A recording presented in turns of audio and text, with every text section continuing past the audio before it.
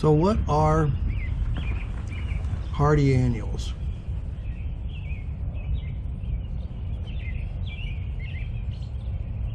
These are common poppies. They are hardy annuals.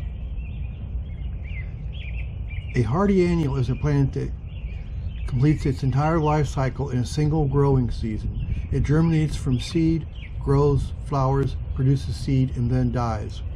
The interesting thing about poppies, at least from my observation, is these poppies here, they bloom in early May to June. And these right here are the seed heads, and they will drop seeds, and then later on in late summer you can see the little seedlings come up, and these little seedlings will last all winter long and start growing again in the summer. And that's the only hardy annual that I have ever seen do that. There are other hardy annuals, but I've never seen them